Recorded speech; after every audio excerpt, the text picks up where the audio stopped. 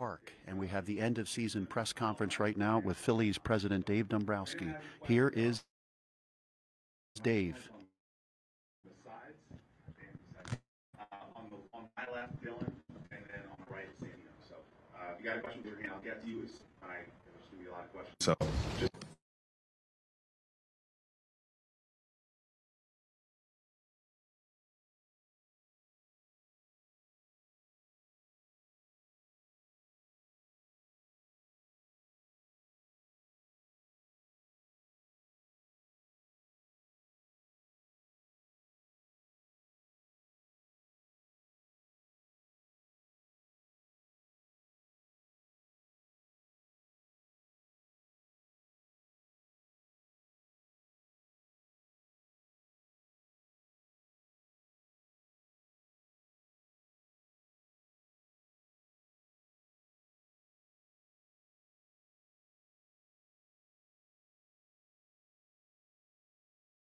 the other things we've had to tackle, that hasn't been the highest priority for him nor us, but we will hopefully do that sometime in the wintertime.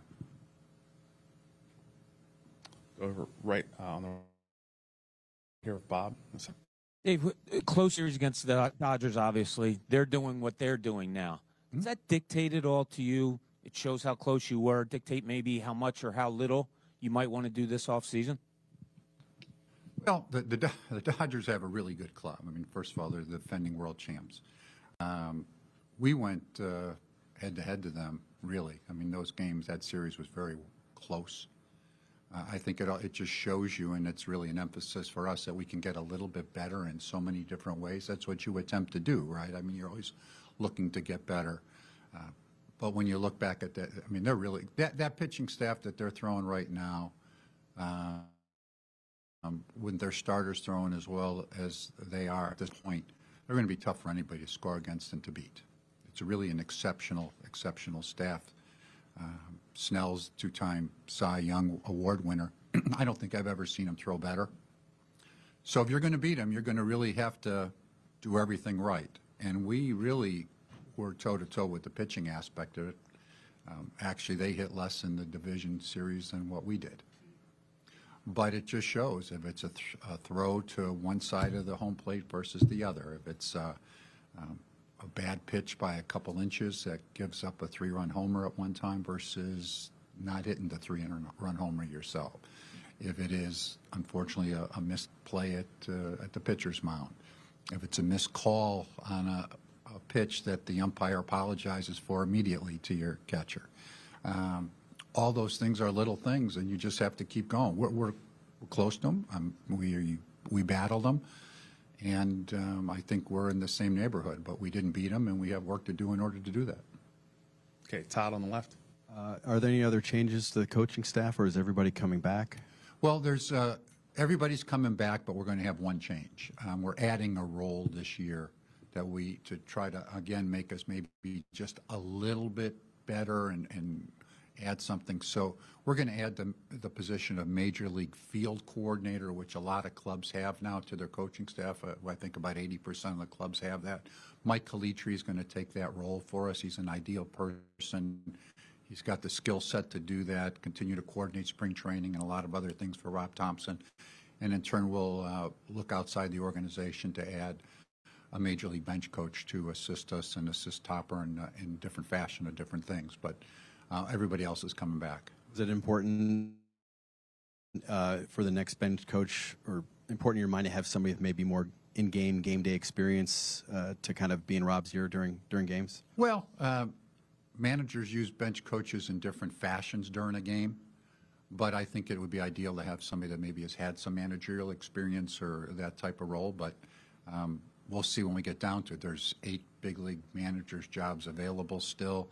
There's already 3 been hired. I don't know how all the things are going to shake out in that regard, but we have that role. We think Cal is perfect for that role. He's done such a good job for us in so many ways. But I think, again, makes us maybe a little bit stronger to have that type of individual on the staff. And anytime a team doesn't hit in the postseason, bullseye goes on the hitting coach's back. So what can you say about Kevin Long's, the job that he did, and Well, Kevin Long's an exceptionally good hitting coach, and with Dustin Lin and Rafael Pena, I think we have a good hitting program.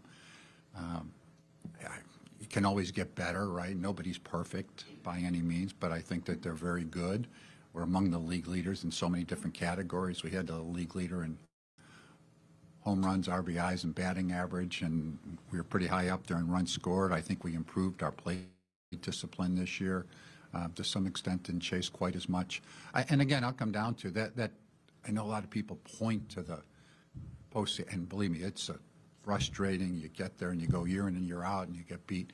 That was a really good pitching staff we faced in the post. I don't know what you do to hit 100 miles an hour on a consistent basis. We had thought perhaps that some of our hopes would be, I mean, you're always hoping a guy throws a bad game against you. We also thought that maybe a couple of their pitchers, like Sasaki at the end, who really had struggled some at the minor league level, but all of a sudden he's throwing 100 with a split that's outstanding. I can't put that on hitting coaches. You just hope that at some point one of your hitters or a couple of your hitters get hot against that type of pitcher. But that's hard. It's a really, really hard. And that was really, really good pitching. And I can't put that on Kevin and his staff. So they're really good. Let's go in the back left. Matt. Dave, a year ago you sat here and said you had to be open-minded to change, but that there wasn't necessarily going to be a lot of change, status quo. How do you enter this offseason, leaving in a similar round, roster similar to last year? When you go into this offseason, do you think there needs to be more change? Well, need to be more change. We won 96 games. And again, you're always looking to get better. So we will be open-minded to that. I think it's a little bit different in that there's some built-in situations for us that are going to have to be addressed. So where you go as a club is very much dictated on some of those moves that end up happening, because we've got some key players that are free agents for us. We've got the three that were with us all year long, with Schwarbs and JT and Ranger, and then you're in a position where Harrison Bader did a really nice job for us too. And we have others that are free agents, but those are really the four key guys for us. So bringing them back, not bringing them back, we'd love to have them all if it worked out. It's probably impractical when you're going to have all four of them back. We also have some young players that we're going to mesh into our club, leave open. I'm not going to declare that anybody has a job, but there will be some people that were really open-minded to being with our big league club next year coming out of spring training. Justin Crawford's one of them. Andrew Painter's another one. Otto Kemp's another one. I wouldn't even preclude Aiden Miller from being that type guy. We really like Gabriel Rincones, who's got a lot of pop in his bat and really hits right-handed pitching even better. So when you start seeing where you end up being those free agents and then given some of the youngsters, I think you have to balance that equation, and then you end up evaluating other moves that you make. We have a very substantial big league payroll, and I don't see that that's going to change. John is very supportive of that, and we have a good club with a lot of good players. But you don't have unlimited. I mean, I read some places, how they get better is, well, they sign this guy, they sign that guy. I don't think we're going to have a $400 million payroll. I just don't think that that's a practicality. But we will be open-minded to getting better and making moves, sure. You see the outfield as a place where you can enact change? Well, you can, and I would think it would be. That's because the infield is pretty well solidified. But again, is it catcher? I don't know, because I hope we bring JT back, but I don't know. Where does the DH aspect of that fit into, and the outfield, who plays into that? Justin Crawford, you're looking to put into there, so into a position there and keep it open. So, I mean, outfield's a practical because it's the one area that's probably not as strong as some of the other areas with the club, but it was much improved the second half. I don't know where Bader fits into that. If he re-signs, that changes the picture too. So, but it's, that's a logical area that you would look at.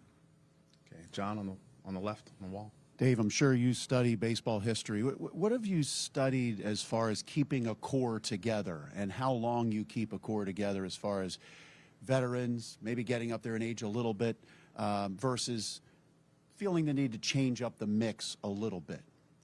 Well, I just talked about the possibility to change in the mix, so there's a lot of the things that end up going into that at this point.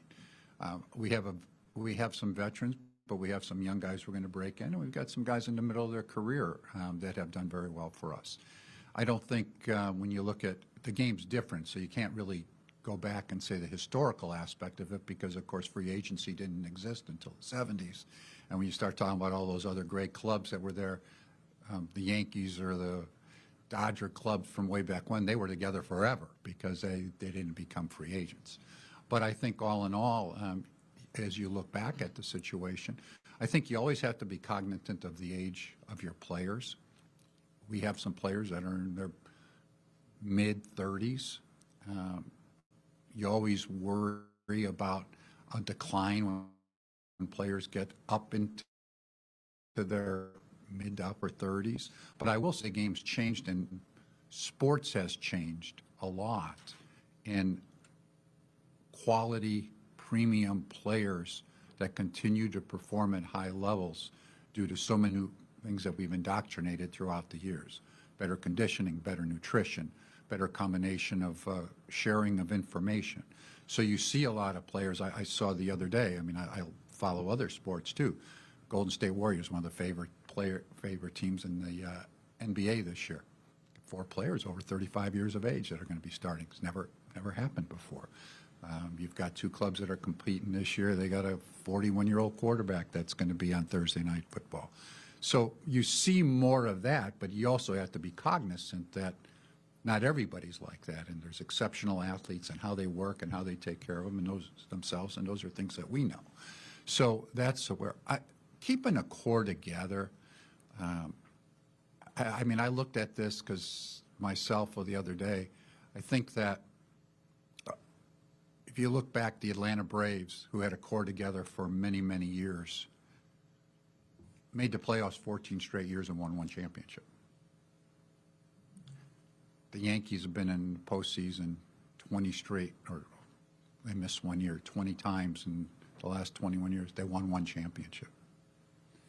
The Dodgers, until just, and of course you had the COVID year, they had a lot of years together with the core, and they won last year. And they've made some significant financial investments. They've done a great job, and they've picked the right players. So I don't think it's so much the core if they do well, but you also have to have that core, which you go back year in and year out. They continue to work hard. They continue to be driven, which I know our guys are. But you have to perform at the big levels at the postseason, which isn't always easy. And that's like when I saw this Dodger pitch, and it worried me going into the series because I watched some of those guys throw before we got here, and they got their guys healthy and right for us, the wrong time. So we'll see how long they can keep it up. Okay, let's go to Howard in the middle. Dave, a couple things to just kind of drill down into. The outfield side of things, obviously Harrison was really effective for you in center field. He has played left. Crawford has played, center and left for you guys. I'm wondering, do you see a scenario where they could both be in your outfield next year? And do you have a preference for one over the other in center or left? Well, I wouldn't say any preferences one way or the other and all that. And I don't really know how all that picture is going to work together, because when you start talking about the free agency aspect of it, the growth of Crawford, Rojas still is a guy that we like. He would have been. I saw somebody say, "Geez, I don't know why they didn't have more speed on their bench." Well, he would have been on our bench, but he was hurt at the end of the year, and he's fine now. He'll play winter ball. But how all that mixture works together with Brandon Marsh and Castellanos and all that, we'll just have to wait and see. But I will, and I think that's one of the things you'd have to look for us is who is your best center fielder if you have all those guys, if they're on your team. Crawford can play left or center. Bader can play left or center. He's been exceptional in center field. Marsh can play both. He's probably played better, he's been fine in center, but he's been a little bit better in left. So I don't know which roles they would play. To be dependent upon who made the club at a particular time. And just on the infield side, you talked about some stability there. With Bryson Stott, it's been now several years where he's really struggled to hit lefties, and obviously that came up in a big spot. Do you see him as your everyday second baseman going forward, or is that a potential spot to work in an Aiden Miller, in addition to obviously, Sosa, who did so much for you this year? Well, Miller, I guess, could eventually play second, but Miller's coming up here. He's going to be an everyday player at the beginning of his career here. We're not going to bring him up and not play the majority of time. I mean, Bryson Stott's a really good player. He has not hit left-handed pitching as well as we'd like at times, but he has at other times. So it's just, I think it's almost a misnomer when you say somebody's an everyday player nowadays. When you look around Major League Baseball, it's a 162-game grueling schedule, really, when you start traveling and start doing everything. And so there are very few players that play just every single day unless you're stars. And I mean, Stott sometimes played versus lefties and sometimes not, but he's a really good player, all-around player. And I'm sure, like many times, your manager, in this case Toppers, but when any manager, they look at matchups. I mean, you're looking at a situation as, for us in this case, is Sosa going to give us a better chance to win this game because this left-hander is really tough to hit versus a left-hander. I mean, years ago, you didn't see left-handed hitters hit versus Randy Johnson, for example. I don't care if he was an everyday player or not. You'd play a right-handed hitter at that particular time because you thought it gave you a better chance to win that game. But I think all in all, Bryson Stott is an everyday player, but at times I'm sure he'll rest him versus tough left-handers. And then just the last thing, you referenced it.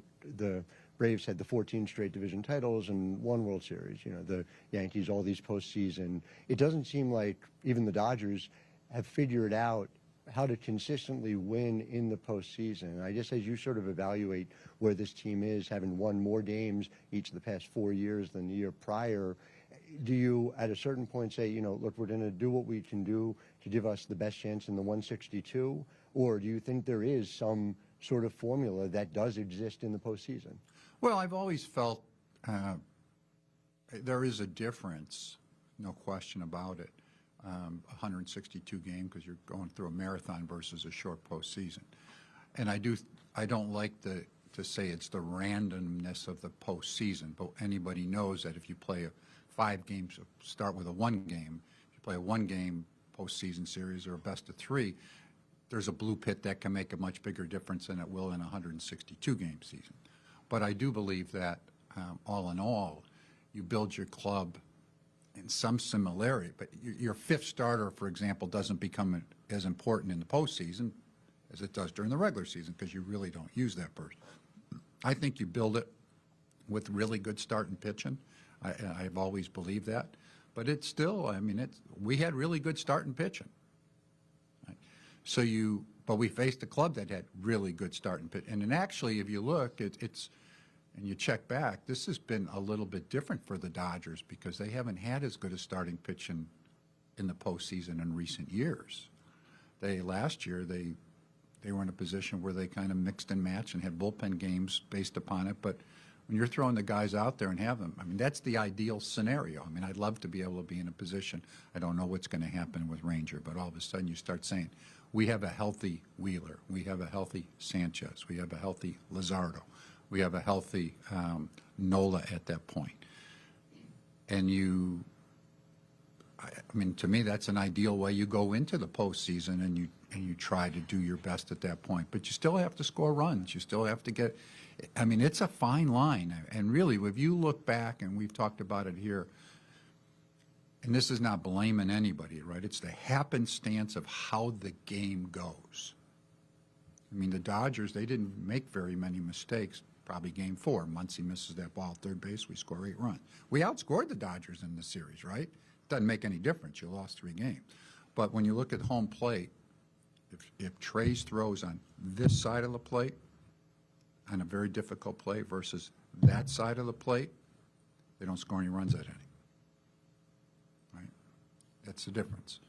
If Kirk makes that play in there, who knows what happens the next inning, right? They were struggling to score runs against us just as much. JT had told me that immediately the umpire apologized for missing the call strike 3, right? Everybody's written on it. He makes that call strike 3, they don't score a run.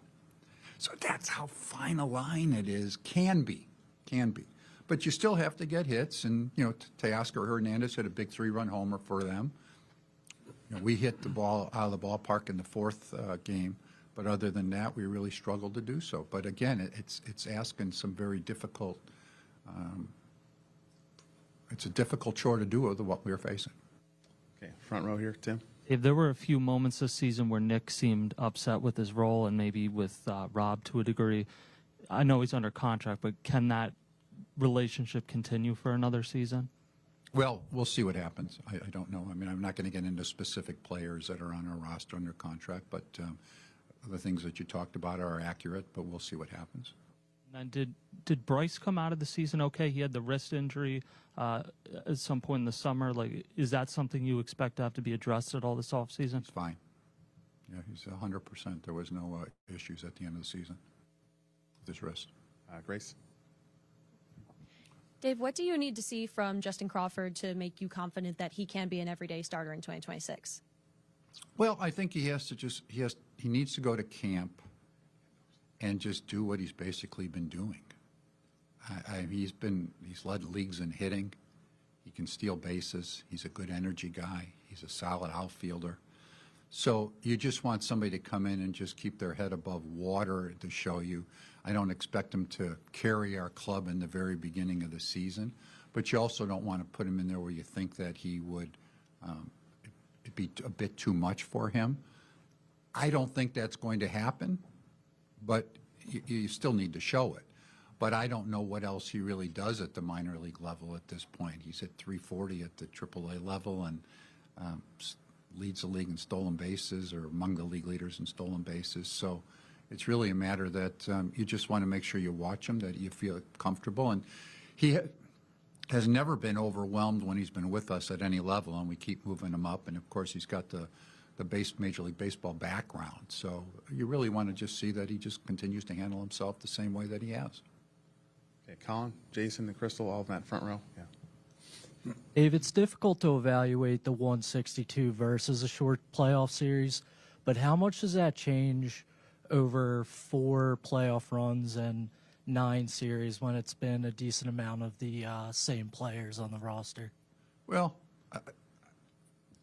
I think, again, you have to be practical in your evaluation. And when I say this, I understand fans' perspective, right? I mean, it's emotional, right? Boom, you get it. But I have to keep an even keel perspective. I mean, if I said to you, let's just pretend, okay, we're going to change our team, and just a question. So we're not bringing back one of our free agents that you really want us to bring back. Well, there'd be an uproar, right? Well, so you have to keep an equal perspective. You have to remember, we won 96 games. We have the potential. I mean, frankly, in 23, I was more heartbroken that we lost that series, because I thought we had a really good chance to win it. I don't think in 24 the Mets played really well. I thought there was some pitching that we maybe would be able to hit. We did not hit it as convincingly. We struggled. This year we faced the wrong club for us at the time. That's a really, really good club. They are the defending world champions. And again, that starting pitching, I've been with clubs that have had as good a starting pitching as you will ever have. And I'm talking about Hall of Famers with a Verlander, a Scherzer, Price's, Porcello, Cy Young Award winners, league leader in earner average, Anibal Sanchez. That staff we face is as good as any of them. That's how good they are. And so you're just in a position that, hey, and we beat clubs when we had those guys pitching. And we lost other series, but we lost when somebody would we'd lose 1-0, somebody'd hit a home run, perhaps. So I think you have to keep in perspective on what happened and why you lost. And you always look to get better, and we will continue to get better, because we're not satisfied at all. Our goal is to get into a series like that and win this series. But I don't think you just break up clubs because you think, I mean, some of it happens naturally that we're talking about. I mean, I don't think, I'm not making any proclamations on anybody. Max Kepler, I think, did a solid job for us, right? Well, he's not going to most likely be back because he's a free agent, and we have Justin Crawford coming. So there's a built-in type of adjustment. And then when you deal with your free agents, you deal with those and see what happens. But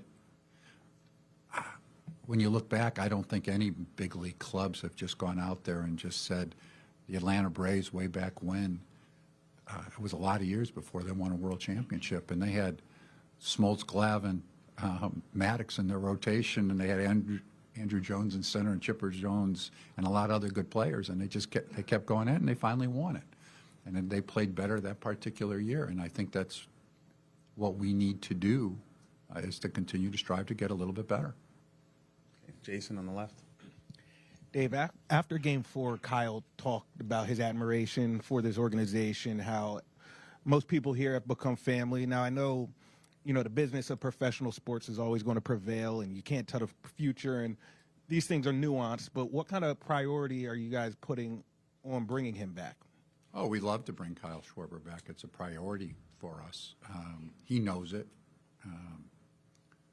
But I also know he's a free agent. So that's what ends up happening when guys have free agency. You never know what happens. But, it's a real priority for us to try to bring him back. And he knows it, and his representative knows it. But we'll see what happens. Okay, Crystal on the left. Hi, Dave. You spoke about the great success in the regular season and free agency looming, but when you think about constructing a lineup from top to bottom that can make that deep postseason run that you're looking for, what do you see as the greatest room for improvement from whether it's top, middle, or bottom of that lineup? Well, that's a hard question. And when I say hard, not that they're not any easy question. It's a difficult question to answer because the reality of it is we have a lot of solid players in our lineup. There was not a gaping hole.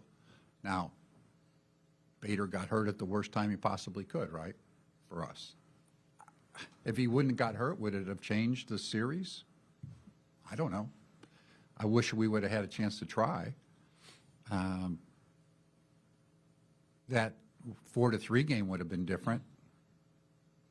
We'd had speed on the base pass. We wouldn't have to pinch run. So you just never know about those things. I don't think we had at the end a gaping hole. Sometimes guys just have to do a little better than that they do, and you hope you get them hot at a particular time, and you look to get a little bit better here, a little bit better there. I mean, you look at that game too. Also, it was the one where Sosa, I think it was game 2, pinch hit and flew out and hit the ball well.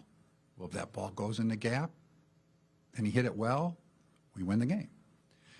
It is. I mean, every one of our guys, they've got ability to play.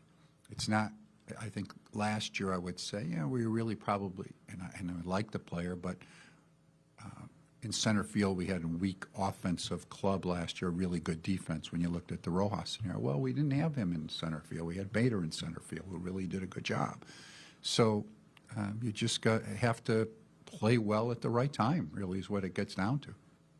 Lastly, what are your thoughts on the future of a player like Kerkering, who obviously had that heartbreaking, play at the end of the game, but also saw so much compassion from Rob, his teammates. What are your thoughts on his future, not only with the club, but in the MLB?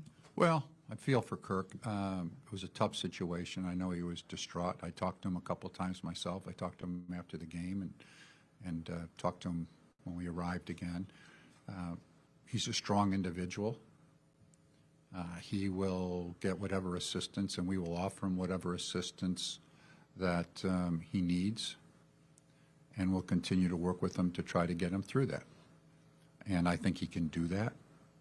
But I also know that's a challenge for him, and we'll keep in contact with him on a continued basis between people in the front office, people in our administrative aspect of it, some of it in our coaching staff, I'm sure some of the players, to make sure that we can give them the best support system that we can. Todd on the left. Dave, where you were in the luxury tax last year, on the free agent market last year, you were limited to 3 guys signed each to 1-year deals, and not knowing what you're going to do with the guys you want to bring back on your current roster, if you could bring back 2 or 3, are you going to have any flexibility to go out on the free agent market and sign somebody to maybe a multi-year deal that could really impact your club, or do you think you're still kind of hamstrung, I guess, in that regard? I don't know, and even if I did, I don't think I'd answer that question because I wouldn't tip ourselves where we're going to go this wintertime to other people. And then Bryce had said in the spring and again this summer he would be open to maybe moving off of first base if the right opportunity presented itself for the team. Now, he also said, long term, I want to stay at first base. Is that something you could explore? How creative do you think you could possibly get in terms of reshaping the roster in the offseason? Well, again, we'll have to. That's a tough question to answer because I don't know what free agents were signing, which ones were not. But I think Bryce is a first baseman at this time. I mean, that's where we look at him as, and he has asked to go out into the outfield. He would be willing to do so. But I think it would be more for the short term if we had done something at the trading deadline. But it's been a while since he's been out. I'm sure he'd be fine, but he's a really good first baseman, and I think for us, that's the position we look at him playing for us. Go to Ty on the right. Dave, what's your understanding of where Zach Wheeler is at and sort of how you think he might be entering the season, and does that change anything about how you approach your rotation for next year? Well, Zach is starting next week. Will come in his rehab program. He's basically been resting so far. Everything has gone well with the surgery. He feels fine. He feels like he should be. He'll start next week.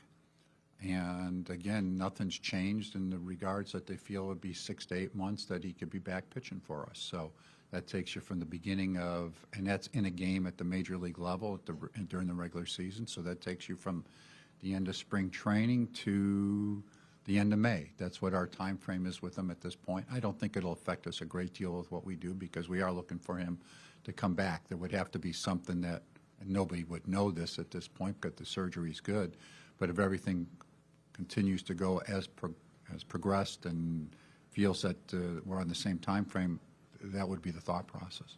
And how much does the emergence of Christopher Sanchez make you more comfortable just having, with a little bit of uncertainty when Zach might be back, kind of that range, that you have a top-of-the-rotation guy? Well, it helps, but I would rather have Zach Wheeler back and Christopher Sanchez. So, I mean, that's the reality of it, and I'd like to have. I think for me what has been, and I've dealt with thoracic outlet syndromes in the past with a few of the players. It's not a lot of them.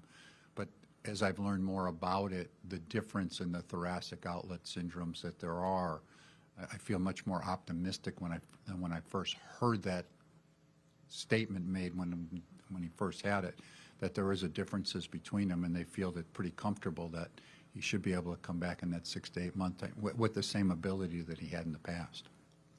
Scott Lauber in the middle. Nick mentioned to a couple of us after Game 4 that he was going to have his knee looked at because obviously that had bothered him. Wondered if there was anything updated there and if there are any other health updates with anybody with potential surgeries or anything else that might come up. In Nick's case, he has been, but I don't have any further updates really right now. I know we're following up on that type of in his situation. Probably the only guy I know that needs to have a little bit done is Otto Kemp has to have some things cleaned up in his case. But other than that, I think that's it. Okay, let's go to Matt in the back left. Making these two here. Dave, will you exercise Alvarado's club option? We'll wait to make that decision announcement. We have till 5 days after the World Series, so we'll wait on that. What will factor into that? I mean, given what you saw at the end, and I know you were steadfast in believing that his suspension was not necessarily performance-related. Well, we just have to sit down, really make the final decision. So, I mean, that's really what it comes down to, just not prepared to make that statement yet. And with regards to Bryce, what is the club's view on his season? Was it performance-wise, and also, why do you believe maybe that it was maybe just a down season for him and not the start of maybe a downward trend? Well, I don't think. I mean, in Bryce's case, of course, he's still a quality player. He's still a all-star caliber player. He didn't have an elite season like he has had in the past, and I guess we only find out if he becomes elite or he continues to be good. I mean, it's not like he's. It's like if you say to me, I look around the league, I was trying to think Freddie Freeman. He's a really good player, right? He still is a good player. Is he elite like he was before? Probably not to the same extent, and so that's nothing because, you know, Freddie's a tremendous player, and that's, to me, is Bryce. Can he rise to the next level again? I don't really know that answer. I mean, and really, he's the one that will dictate that more than anything else. I mean, is what it comes down to. So I don't think he's content with the year that he had. And again, it wasn't a bad year. But when I think of Bryce Harper, you're thinking elite, right? You're thinking one of the top 10 players in baseball, and I don't think it fit into that category. But again, very good player. I have no idea when you see somebody. I have seen guys at his age, again, he's not old, that level off. Or I've seen guys rise again. We'll see what happens. Okay, go to Charlotte on the left. When you look at Rob as manager, what qualities do you think he embraces that could potentially help lead the club on another deep postseason run next year? Well, I think he's a good manager. I mean, is really what it comes down to. And there's so many qualities when you talk about a manager that's a good manager. He knows the game very well. He's inside and out in that regard. He communicates with his players. He works hard. I don't think he leaves any stone unturned. He's on top of everything in that regard. He works well with the coaching staff, and we're fundamentally prepared. He's not afraid to tackle topics with his players.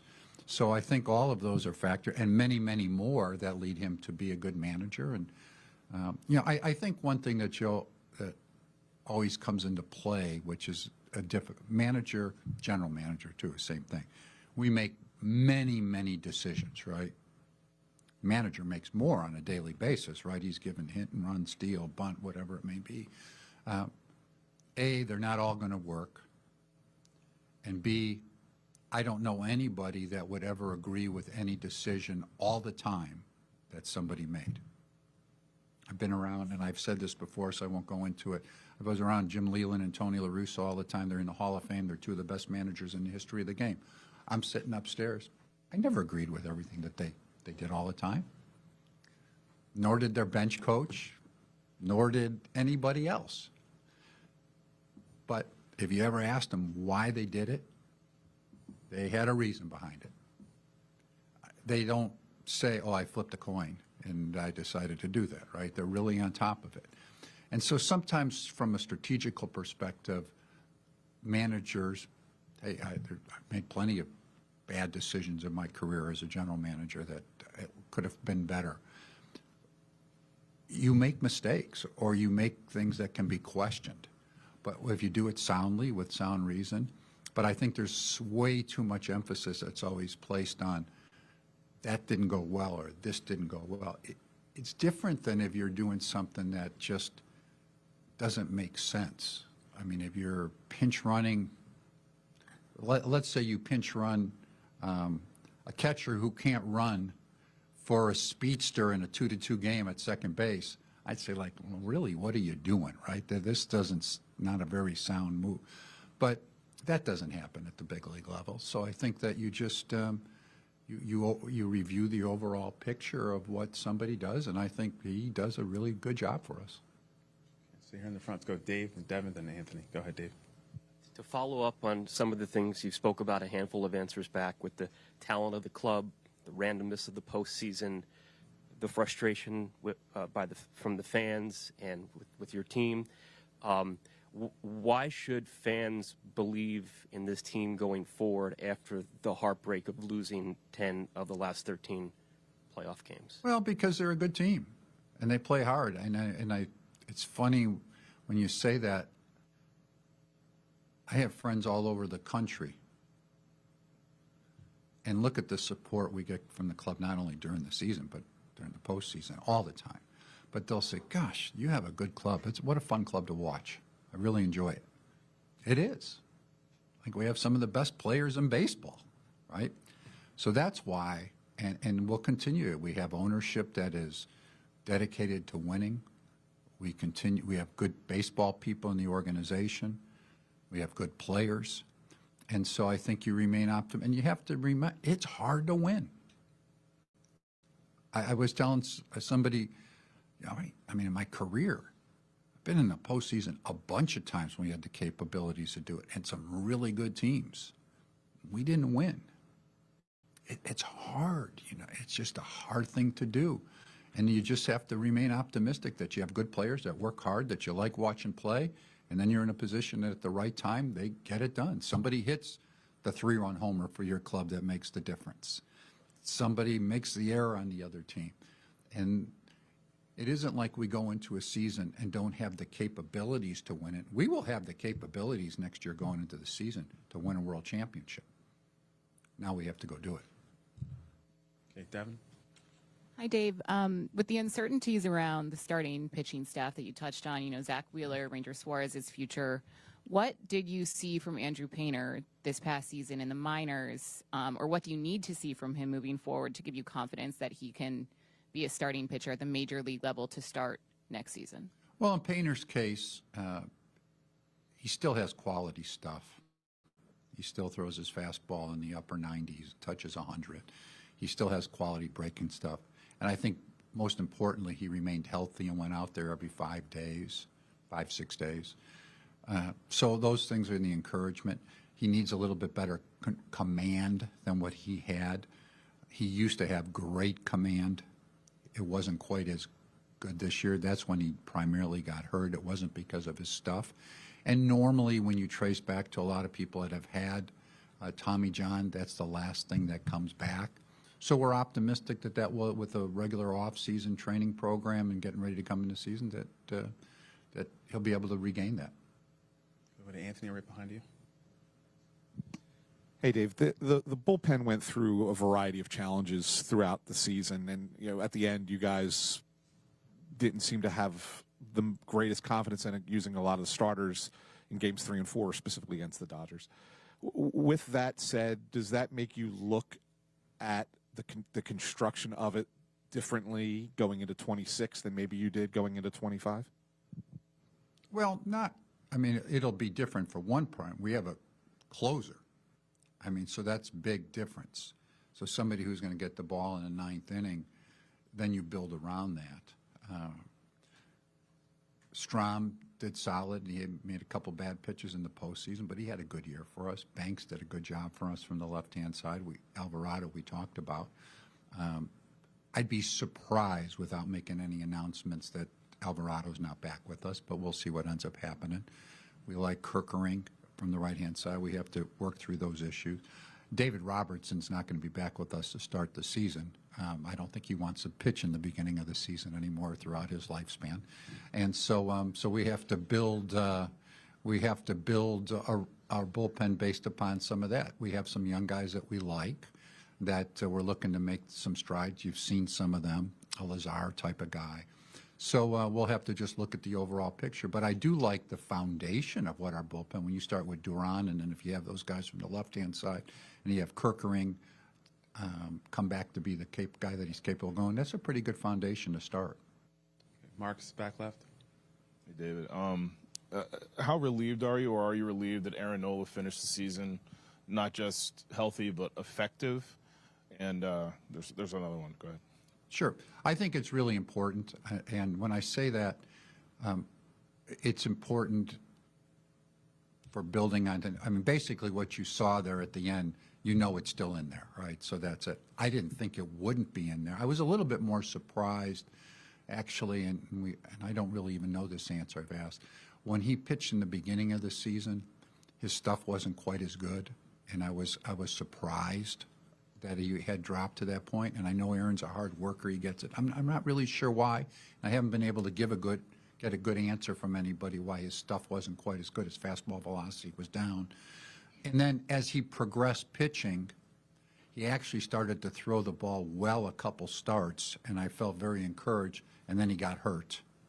And he tried to pitch through that, which in hindsight probably wasn't a good idea. And then once he came back, it also took him some time to start building up. But at the end, what you saw, what we all saw, I think looks very good, encouraging for next year, because you know it's in there and you know it, which is not really surprising. So I think when you look at him, you say, okay, he's one of our 5 starters, and I feel good about that.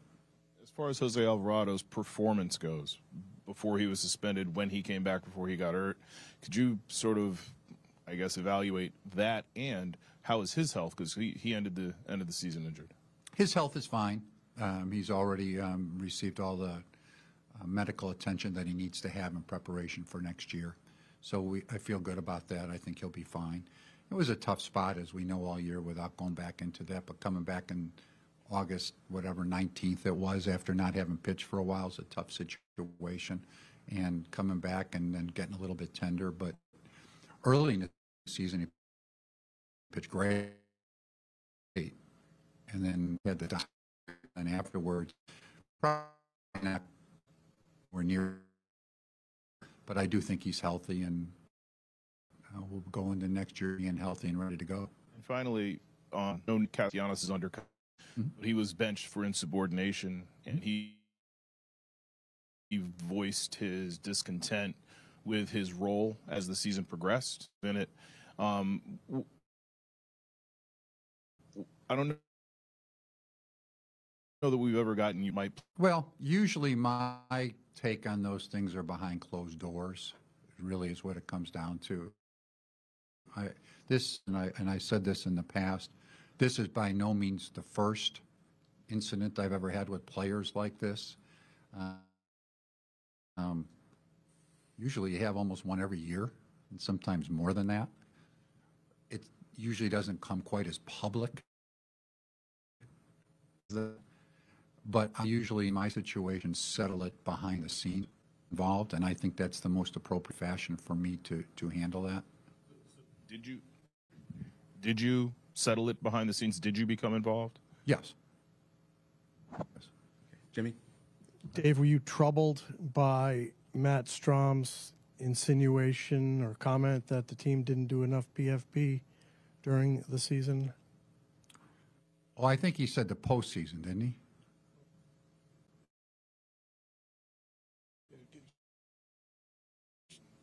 I think he's. I think that was plenty, and actually, as it turns out, we did do PFPs in the postseason. He didn't do them. Okay, but we did them. Okay, Cole on the right. Dave, we got to see Otto Kemp in that utility role, played some left field, and showed some solid slug against left-handed pitching. Would you feel comfortable in a season-long platoon in left field with Brandon Marsh, who hit over 300 against righties, or do you think that might stunt Otto's progression? I can't answer that question right now because I don't know the answer. I think Otto Kemp has a chance to be an everyday player, and he has a chance to be an everyday player next year. He has thump in his bat.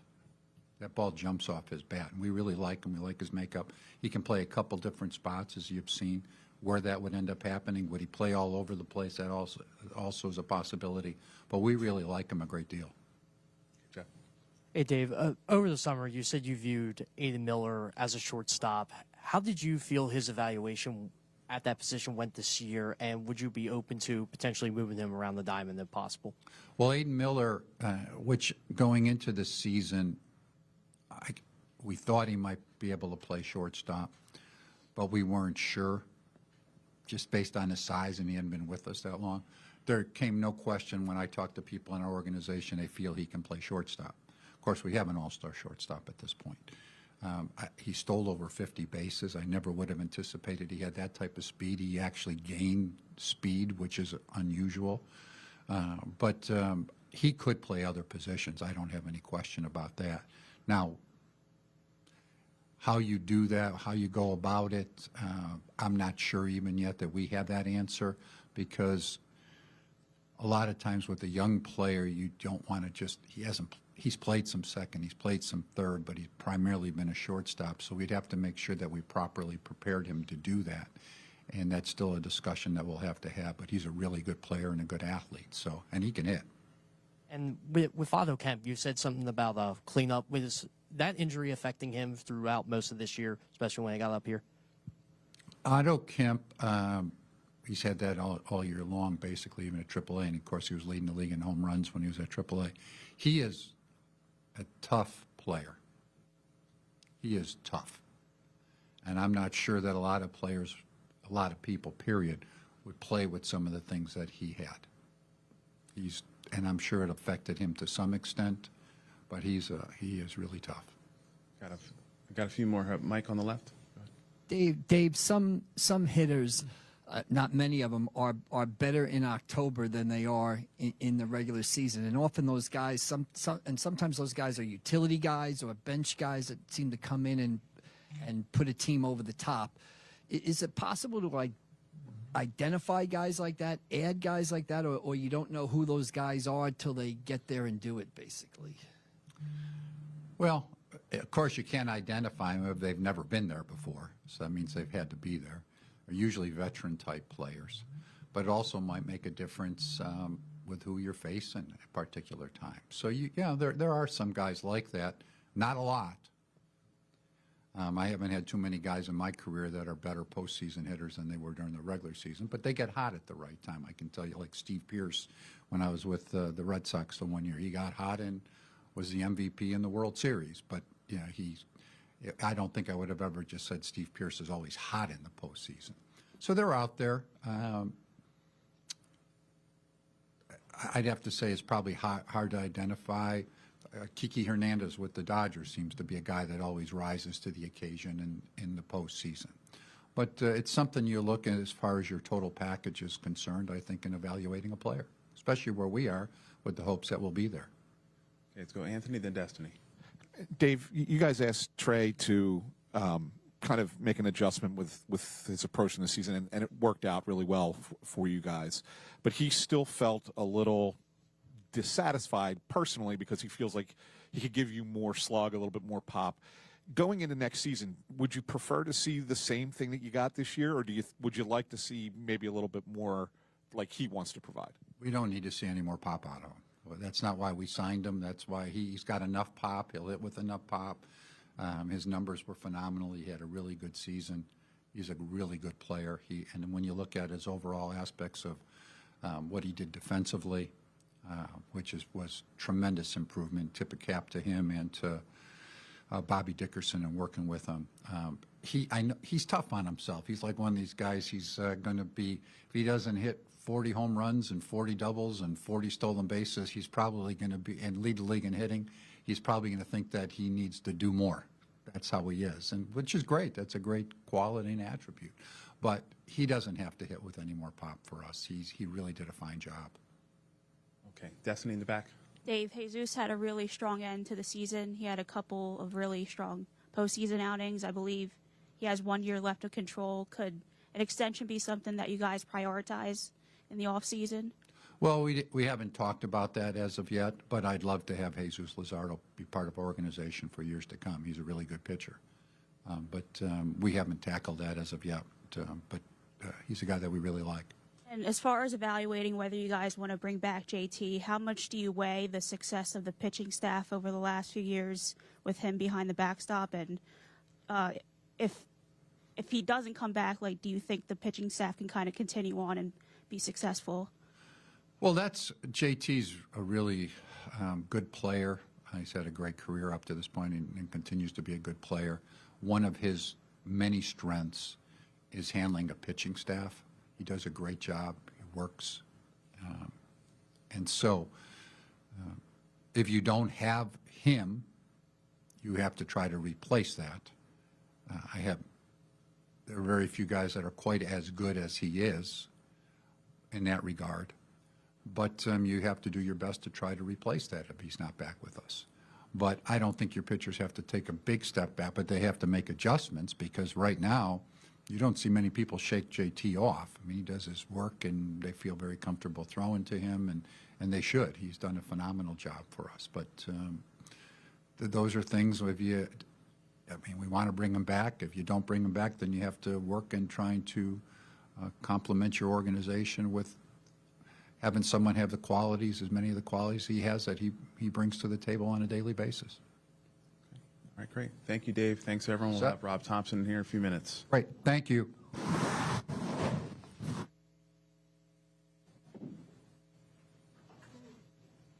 Dave Dombrowski speaking with the media, a long session. He thoughtfully answered all of the questions. And really, if you missed the beginning of it, the gist is he really felt the Dodgers was the worst possible matchup the Phillies could get. And he said the pitching that the Dodgers had in this series is some of the best he has ever seen. Obviously, the Phillies succumbed to that, and also the Brewers are succumbing to that right now as well. A couple of other key notes. Dave Dombrowski said manager Rob Thomson will obviously be back in 2026, and they will at some point add another year to Rob Thompson's contract, so meaning 2027 as well. And Dave said it is a real priority to bring back Kyle Schwarber. Obviously, they had discussions in the offseason, and he will be talking with Kyle Schwarber's representatives again, and Kyle knows that the Phillies really want him back. And as far as the main free agents, Kyle Schwarber, JT Realmuto, Ranger Suarez, Harrison Bader, guys like that, Dave said it is not practical that they'll be able to bring all 4 of them back. So maybe you're hoping for 3 of the 4, or something along those lines. Let's bring in right now Bob Cooney as we await manager Rob Thomson. He will also talk here as well. Nice job this year on the Phillies beat, stepping in there. So what were your impressions of Dave Dombrowski? I just mentioned that he kind of basically said the Dodgers were the worst possible matchup they could have, and he was worried about the pitching. That's what came up a lot, the Dodgers pitching. So then I started thinking, wow, they're bringing Suarez back. Like, pitching meant that much to Dave Dombrowski in that series. He wants to match that, and the Phillies are almost on par with that. But in order to be, you need a healthy Zach Wheeler, and you need a Ranger Suarez. So that's kind of what I got out of that with the pitching. Free agents, yeah, they want him back at the end. He talked about JT Realmuto a little bit. He kind of, like, I don't know, it sounded to me like, well, you have to find somebody to replace him. I don't know if that means they're looking to. I don't know, but everything was internal, as you know, John. He was talking everything that they have in the minor leagues. He didn't talk about outside, well, we might need this, we might need that. So prepare yourselves, Phillies fans, if you don't want to hear it. This might be another run back. Yeah, and also I would say when you look at the rotation for next year, you mentioned starting pitching. He did say Zach Wheeler's going to start coming in here next week for rehab, and that the hope and expectation is that Zach Wheeler will be ready to start pitching by the end of spring training or maybe at the end of April. Which is a good thing, because I thought when they originally announced it was 8-month recovery. So then, of course, you have to get into the pitching aspect.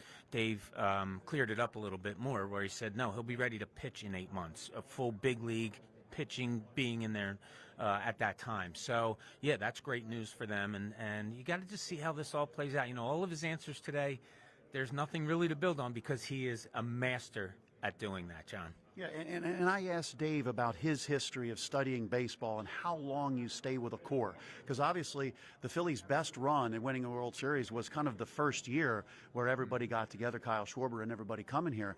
And they haven't gone backwards regular season-wise, 96 wins, but they've gone backwards in the playoffs. And he talks about the playoffs being a crapshoot. He has said that. And obviously they did get a tough matchup with the Dodgers. But do you sense that they're locked into a lot of these contracts? And even when he talked about Aiden Miller, he says when Aiden comes up, he's going to be an everyday player. And right now there's not a spot for him. Which says to me that's 2 years away. He's not. I don't think he's going to be here this year. Yeah, I mean, it all says to me, and how many times did he say 96 wins? And how many times did he say, yeah, we're this close to the best team in baseball? It leads to you thinking they're going to run it back again. Now, tweaks here and there, absolutely. I was a little bit surprised with the Otto Kemp stuff, how much they are into him, which is fine. We saw him this year, and he obviously was dealing with a myriad of injuries, from what Dave Dombrowski said. So the outfield position, you know what it rang to me, John? Do you have enough pop? Take away, Schwarber. Where's the pop? Because if you're talking about a Kemp, a Marsh, J.P. Crawford or Justin Crawford that you're bringing up, where's the pop in the outfield? That's something that I think is a little concerning for this team. Yeah, and for years we have heard the possibility of the Phillies maybe trading a Nick Castellanos, changing the mix a little bit. So I do think that that's a possibility, but there are not a lot of great free agents out there. If you were to say who are the best free agents, where does Kyle Schwarber rank among the free agents? He might be top, right there amongst several. Yeah, and I think that is their number one priority, is bringing him back. Priority. Yeah, you know what? The thing I would do with Schwarber, if you're going to make any kind of change, maybe I'd make him my 4-hole hitter. And now you're looking to change maybe the top 3 a little bit. You have Turner, you have Harper, but do you look at a number 2 or 3-hole hitter, someone different that you're bringing in from the outside? Maybe that's the way that you go, because some tweaks do need to be made. I don't know exactly what they are. It might be in-house, like Dave was talking about, but It's going to be interesting. I think this lineup has to change a little bit, and I think they need a real good on-base percentage guy in that top 3 order besides a Turner and a Harper. Yeah, and they are hard to find. Yeah, no question. And you know, it's interesting because baseball is so interesting because you play 162, and the Phillies were the second best team in baseball this year and last year. Second best record. Okay, so now you look at the playoffs. The Phillies go against the Dodgers. The Dodgers were just kind of laying there waiting for their moment to step up. And now you see what the Dodgers have done against the Phillies and the Brewers. The top 2 records in baseball. I mean, the Brewers have scored 1 run in each game, right? So it's a completely different deal in the playoffs because it's so much of a shorter span here. So it looks like manager Rob Thomson is coming up as well. So now we're going to step aside. Manager Rob Thomson. All right, everybody. Same drill here. If you got questions for Rob, please raise your hand. We'll get a microphone to you, and we can start. Oh, hang on a second, Rob. I'll give you your own water. Dave's back. You don't want to share that. This is mine. Oh, I brought it. Oh, yeah, it was in the same place that Dave's was. That's all right. All right. With that out of the way, we can start and go in the back with Matt. Your one coaching change, what do you hope to accomplish with this by moving Calitri into a different role? What's that role? What do you want in a bench coach? Yeah, essentially Mike's going to be doing exactly what he was doing last year. All the organization, spring training on a daily basis during the season, get all the information, run our advanced meetings. What we're really doing is adding a guy that another set of eyes, maybe new perspective, different perspective on our club, new ideas, but I'm still going to be utilizing everyone on that bench, including Mike, for information during the game. So I just think it adds hopefully an experienced guy that gives just a different perspective and makes us a little bit better. Okay, Marcus, back left. A couple things. Whose idea was it? Was it your idea? Was it Dave's idea? Was it more organizational? It was Dave's idea, but I thought it was a good idea, something to talk about, and we talked it out and figured this is probably going to make us a little bit better, hopefully.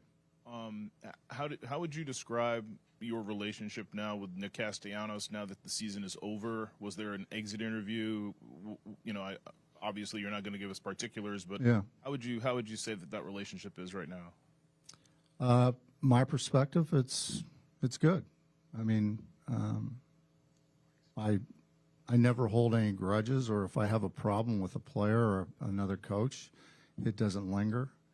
I'm always a guy that's going to turn the page on that type of thing. Okay, let's go to Jimmy, back left. Rob, how involved will you be in identifying the next bench coach in the hiring? Very involved. Yeah. Hiring process. Is it important you have a chemistry there? Yeah, absolutely. Not only myself, but with the rest of the staff. The staff is so good. We're just trying to add one more guy to make it even a little bit better. Like the addition of this bench coach was necessitated by some of the things that shook out in the postseason, or did this come up beforehand? Actually, we talked about it last year during the offseason a little bit.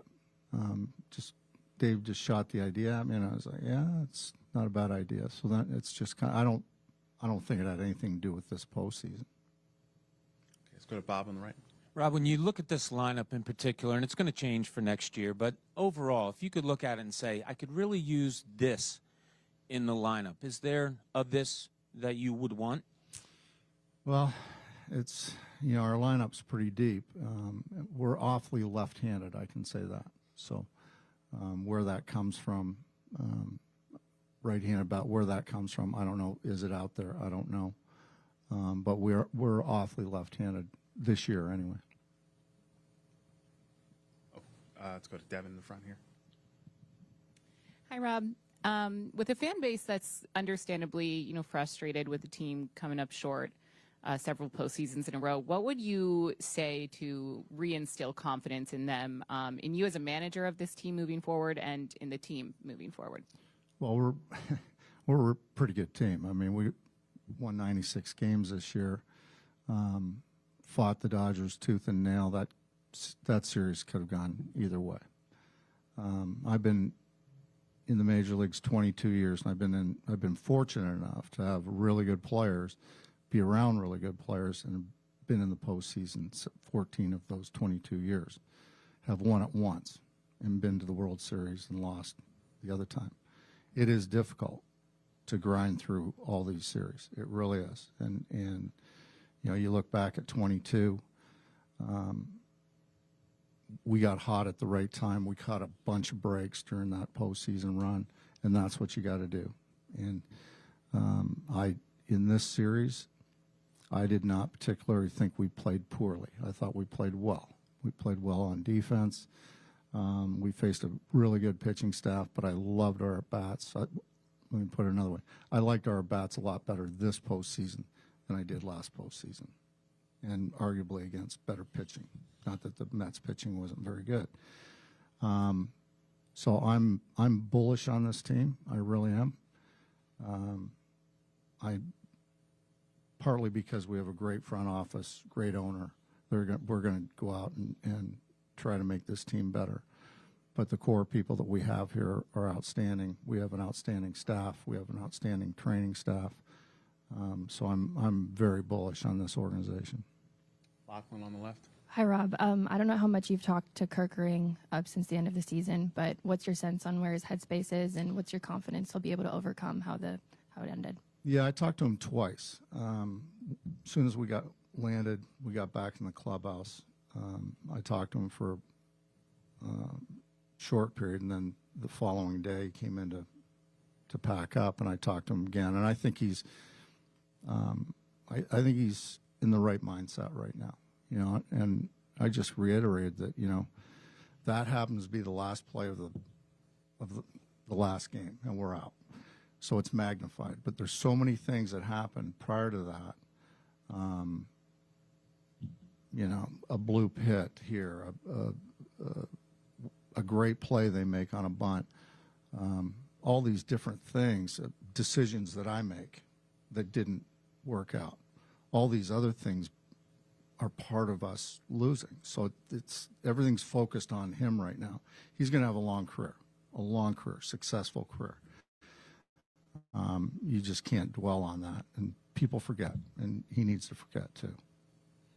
Okay, go to Scott Lauber, or is Todd has. Does your bench coach? Do you want him to be an ex-manager? Possibly, yeah. That experience.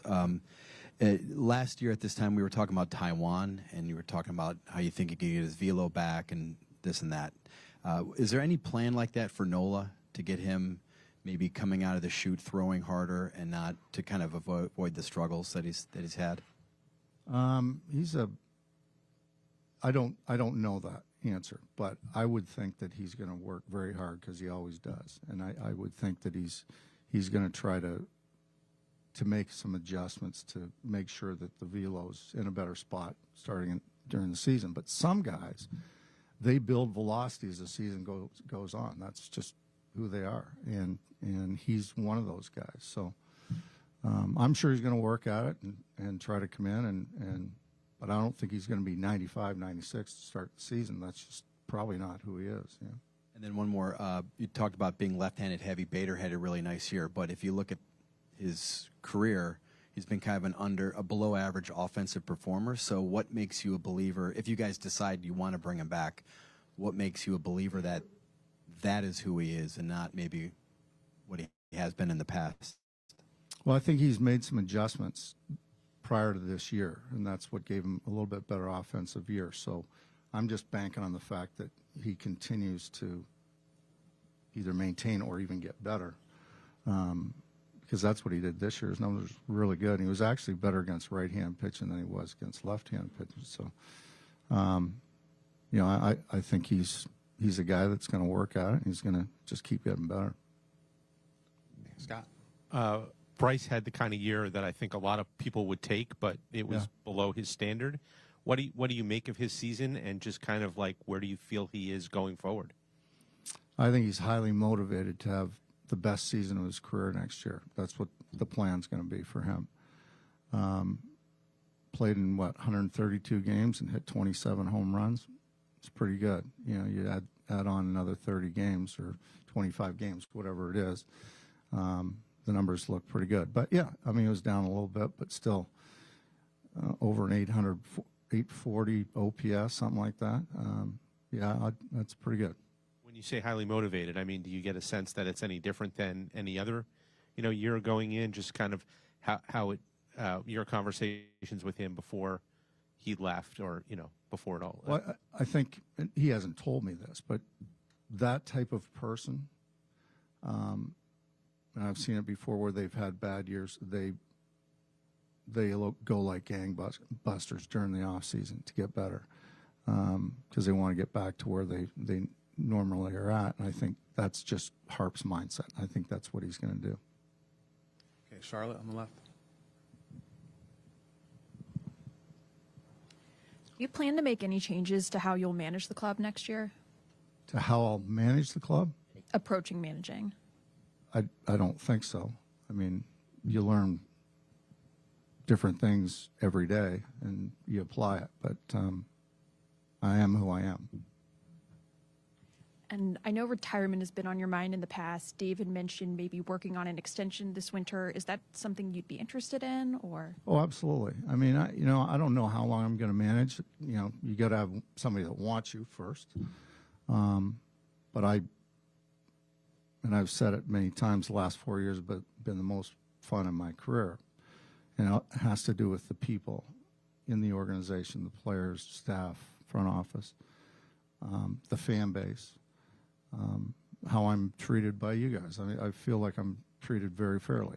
And as long as I'm happy and my family's happy, I'm having fun and they want me, I'll manage. But when I'm not having fun, they don't want me, I feel like I'm getting in the way, then it's time to go home. Okay, Marcus in the back. A couple of guys who their futures aren't certain here. JT, how much intangible value does he have that we don't see that increases his value beyond whatever his OPS is and managing the staff preparation, things like that? You seem to be a big fan of his. Why? And I can't put a dollar sign on it. It's just hard to do it. But this guy is, and I've had a lot of great catchers. I've been around. Posada, Pudge Rodriguez for a short period of time. It goes on and on and on. This guy, to me, is the most prepared guy I've ever been around as a catcher. He will spend hours watching video, making up his own game plan, and then matching it up with Caleb and talking with the pitchers. And he's got a great feel for in-game adjustments. When to go to the mound, when to change the pitch, when to change location. I can't put a number on it, but it's significant. I mean, he's just that good. And you've probably been, through his ups and downs, Jose Alvarado's greatest advocate.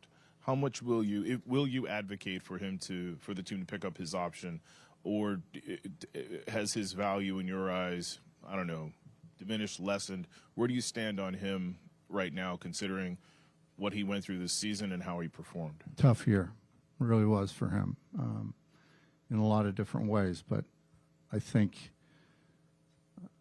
him making sure that he's healthy going into the off season kind of eased his mind, eased my mind. I'm bullish on the club. I'm really bullish on Alvarado too, and I love him. I love his energy. I love his stuff. I think he's wherever he's at, he's going to have a really good year next year. Matt, back left. Dave sat up there and mentioned several prospects that he views as potential contributors for 2026. Do you believe the club would benefit from an infusion of some younger players into the mix? I love young players because they always bring energy, but they got to perform too, So, but I do. Those guys we're talking about, Painter, I think he's going to be better second year out after the Tommy John.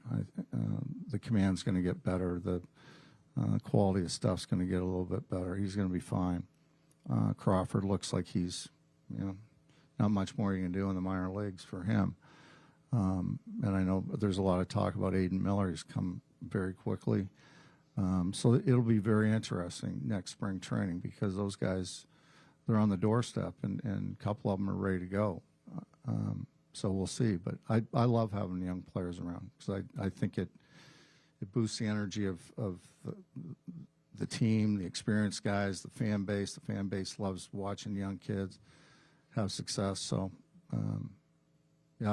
I'm looking forward to spring training to see how these guys do. Okay, go to Ty back right. Rob, I guess there's been a lot of talk about running it back versus making changes. If this club does look pretty similar again next year, how confident would you be that you guys can get over the hump? And then I guess how much do you value the continuity versus the risk of just doing kind of the same thing that hasn't led to a championship? Well, I think every team changes a little bit over the course, from year to year. So that there's always change in there. But I'm really comfortable with this core group. They work extremely hard. They're always prepared. So we will have changes to try to get better on the edges. But, if we ran back the biggest part of our core group, I'm extremely confident in that. Howard in the middle. Hey, Rob. A couple things. One, just in terms of Bryson Stott, somebody who looked like he was on the cusp of hitting lefties about as well as he was hitting righties. Last couple of years, it hasn't gone that way. I know when we talked about it a year ago, a lot of it was injury-based. It seems like it was a healthier year for him. Yep. Wondering kind of where you see him relative to being an everyday player with obviously the caveat Sosa had a great year for you, hitting some lefties playing second. Yeah, I've said this before. I view Stott as an everyday player. But Sosa's numbers are so good against left-handed pitching that you got to fit him someplace. And whether it's at third base when Bohm was hurt or mixed in for Stott against a lefty. So I view Stott as an everyday hitter. I think if he played every single day against left-handed pitching, he'd get better. He'd put up pretty good numbers. And I think the change that they made, I can't give it, let's say middle of July, with his hands. From that point on, he really had quality at bats, and those are the type of at bats that I saw way back in 22 and in the fall league in 21, and hopefully he carries that over. But I think that change he made was significant, and he got much better after that. And just in terms of Kerkering, it's obviously you talked about the need to forget. Dave talked about the support he's getting throughout the organization. There's no real pattern, right, to be able to say, here's how you help a guy forget, but what is your approach as you do that, not only heading into this offseason, but coming into next spring, summer? Are you looking at an appearance differently? Are you concerned about fan reaction differently? Just, how do you approach that? I mean, I'm not expecting anything really, but I mean, if I see it, then you have to approach it. Then you have to talk about it. But that play, if he has the same play next year, he'll make the right decision. And we can't come up with a drill to simulate that exact situation. Because I can't put 55,000 people in the stands yelling and screaming, and it's bottom of the 9th or 10th or 11th inning, whatever it was.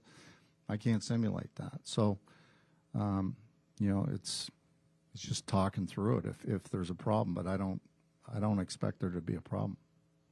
Tim, right in the front. Rob, given how close you guys have gotten the last few years without getting over the hump, when things ended in LA, was there any part of you that wondered, A, whether you would ask to be asked to come back, and even whether you would want to come back? No, because at the end of that game, I was more focused on the people that were in the clubhouse that were heartbroken. And I've never really worried about my job, and maybe that's why I've always had a job. I don't know, but I just feel like if you do your job on a daily basis and you don't think about yesterday, think about today, what you need to do right now, then you can sleep at night and not worry about it. because I never have. Dave, you ran in front. So during the season, you brought up multiple times how, I'm paraphrasing, that this club realizes they have to get the job done. Right? And then in this press conference, you reiterated how much fun you've had doing this and how meaningful this job is to you. Factoring all those in, as well as the randomness of the playoffs and how difficult it is to win, how much has every postseason game since Game 2 of the 23 LCS and this tough stretch you guys have had, how much has that bugged you, gnawed at you, and motivate you to get the job done next season? Every time we get knocked out, and that's the 13 out of 14 times that I've been in the playoffs, it hurts. I mean, to the core. And I don't think you ever forget. I don't. I mean, I'll wear this until the first day of spring training. I'll never forget. But at first day of spring training, I got to turn the page and I got to go. But I'm telling you, it really hurts. Okay, Colin on the left. You had said going into the season that you hope for Alec Boehm to handle the highs and the lows well. What did you see in how he met that goal? I thought he was much better over the course of the year. Much more mature, handled the downs a lot better, he was more on an even keel over the course of the year. Now everybody blows up at some point because they get frustrated, and it's a tough sport, and there's a lot of failure here. But I thought overall he was much, much better. Okay, we have now Martin right in the middle. Hi, Rob. You mentioned, if I could follow up on Bryce Harper, you'd mentioned that he's going to be highly motivated to come back strong next year and everything. And I just wanted to ask, how important, whether or not you guys have changes or not in the lineup with, guys like Schwarber and JT, who may or may not be back, what do you need to see from Bryce as far as going forward that maybe you didn't see as much this season? What I'd like to see is him just be himself, try not to do too much, and really focus on hitting the ball the other way. Because when he does that, when he stays on the ball, he is such a great hitter. But I think he gets into the mindset that he just tries to do a little bit too much because he knows that he's Bryce Harper, and then he starts getting off the ball and things like that. So I just want him to be himself. That's all. Okay, Anthony. Hey, Rob, earlier when you were talking about the Kerkering play, you said that there was a dozen other things that happened before it, right? And you even said that there were a couple of decisions that you made that, didn't work out. With hindsight being 20/20, is there anything that you would have done differently in the 4 games? Well, not necessarily in the 4 games. But what I would have done differently is checked a few more boxes going into the playoffs. As far as like David Robertson having an up-down. He hadn't had one. Bringing Strom in the middle of an inning. We didn't check that box. Tried to. Would it have made a difference? I don't know. But I know that if we checked that box, I could sleep a little bit better. Todd on the left. Rob, what did you make of Strom's comments after Game 4 that he wished that as a veteran he would have advocated for more PFPs, and it's tough to ask somebody to make a play when it's not practiced? Well, we did do PFP during the break prior to the series, and it was a long PFP. But again, me or nobody else can simulate that situation. Bobble, bases loaded, 55,000 people, tie game, extra innings. We could hit him that ball 1,000 times and make the play, but I can't simulate all the other things. So, you just keep working on it and try to get better, but we did do PFP. Okay, let's go to Jeff on the right. And hey, Rob, Dave expressed kind of the infusion of youth. I know you've touched on it a bit, but how excited are you to see a player like Justin Crawford or even an Ian Miller and Andrew Painter just try to crack this lineup next year? Yeah, it's always exciting. I come from player development. I always feel like I'm a player development guy. So I love young kids. I love seeing them grow, getting better, getting to the big leagues, reaching their goals, their dreams. It's always exciting for me. Okay, Cole, right behind you. Hi, Rob. In terms of lineup construction, we saw a lot of Alec Boehm, JT Realmuto in the cleanup spot.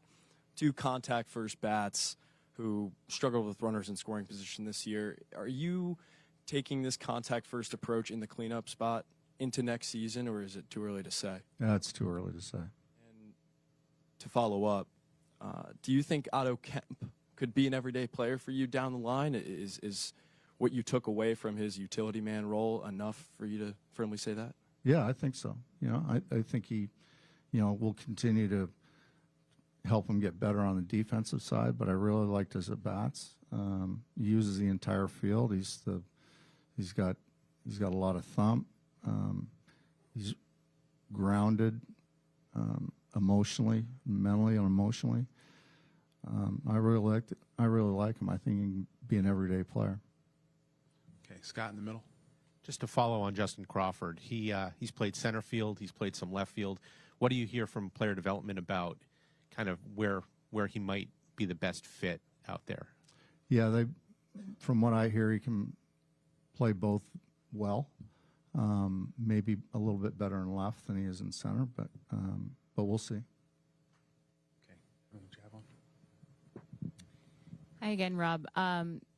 When you talk about clubhouse culture and potentially losing these cornerstone guys, I know you talked about JT Realmuto earlier, but a guy like Kyle Schwarber, how much does he bring to the clubhouse culture, as a leader in his off the field, personality? And if he isn't to return, how big of a loss would that be for the clubhouse?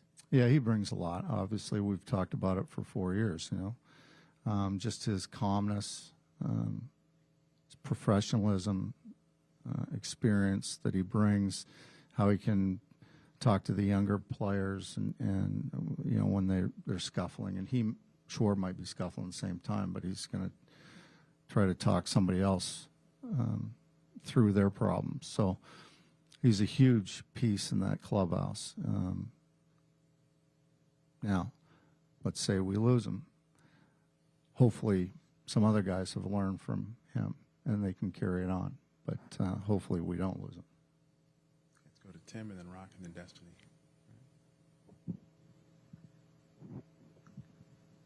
Hi, Rob. The talk about running it back with a similar team.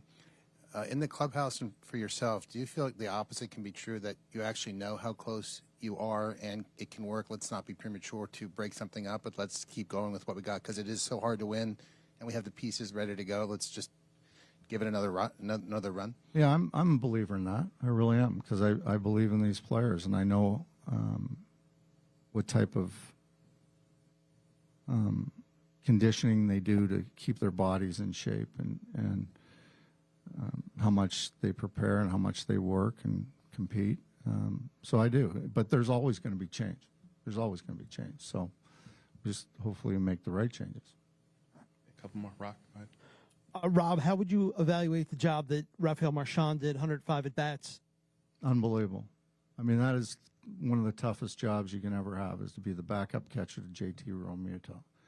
Play every 5 days.